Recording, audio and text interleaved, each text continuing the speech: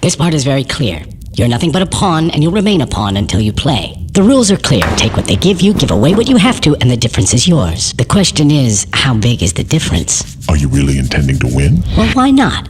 There are lots like me, and we're the actual players. Because on one side of us are the real cattle who let TV do the thinking for them, while on the other is power who believe that we are shit and feeble-minded cattle.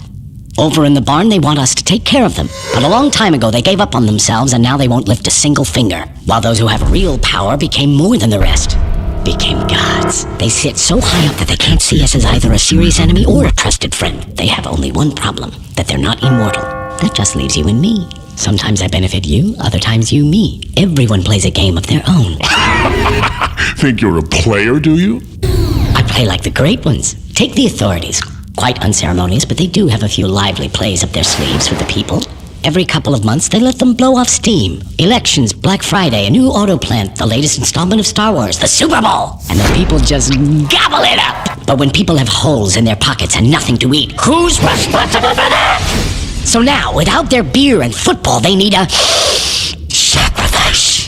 And you can be certain that power will provide them with a patsy. And it'll be us. Understand? So that is the game. Here are people who don't care about themselves, and here's authority that doesn't care about them either. And here we are in the middle, who sort of owe something, but what and to whom? It's not clear. How pure and simple. You're more naive than you look. But you're right in that we are like butter that is spread between a thin layer of caviar and moldy bread, which reminds me of a fairy tale. Once there lived a poor wolf, and nearby lived a very powerful and rich fox. They grow up together, were in the same class at school, but now they're in different social classes. The fox's life was like a fairy tale. One day the wolf came to him and said, "Teach me to do it. I'm tired of my life and I want to play with the big boys. I want to live like you. Tell me what to do." The fox answered, "Don't sweat it. I'll fix up a place for you. You'll have a cushy job. You'll sit in a chair, quietly catch fish. By the rules. Don't fuss. Take a lot here, a little there. Anything will do." So the wolf nervously looked around and saw that everyone was doing the same thing. And soon, it was all working. He caught big fish and little ones. One day, the fox came to get his share of fish, but the wolf said to him, "Sorry, brother, this fish is stuck to my tail." So the fox went and unstuck it. He cut the wolf's tail off and unstuck the fish. Good thing the wolf wasn't using his for bait. That's what happens when you play by someone else's rules. Why are you telling me your tale's here? If you're so smart, then maybe you know a way out. The way out, my colleague, is through the entrance. It's time to get out of this game. Look, yeah, we have money, and what good does it do? There is nothing for us to do in this country. The number of alcoholics and morons is larger than the whole population. It's all polluted, education doesn't exist, and that new auto plant? It's not real. There's no other way than to leave and wipe this nightmare from our brains. To leave? And who's going to let you do this? You'll never forget this nightmare because it won't ever let you wake up. We do have money, but whose money is it? Is it yours, really? Can you actually spend it? Or offshore it? Can you legalize it? Give it to your children? Don't lie to yourself. Don't be like the others. You're in a trap, and the trap will only open its jaws once you are good and deceased.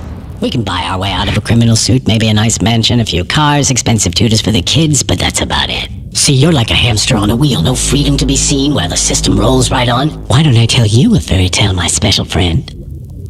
Once there lived a smart guy like you. He found a job, settled in, and slowly rolled along with his life. Then he looked around and rolled a bit faster.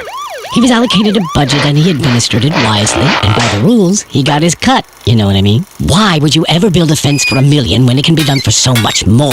So he rolled on like this. The books looked good. Sometimes they didn't quite balance, but mostly it was a well-oiled machine. He'd give a taste to get off in court, give a taste to avoid an audit, he'd give a taste to whomever caught him and get away. But came the day he decided, enough. I've made enough for myself and my kids. No more risk. Everything can change. I'm leaving the game.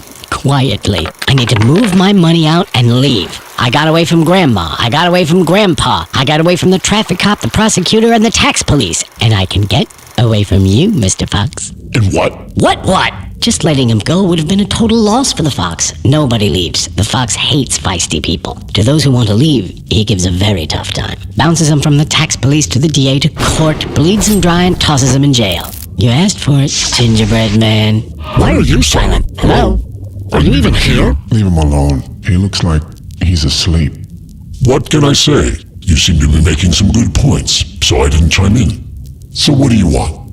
To win or not to lose? Not to lose. It doesn't matter. How is it possible to win or lose in a game where the rules are constantly changing but are never changed by you? I want to tell you a story too. There once was a turnip that grew very, very big.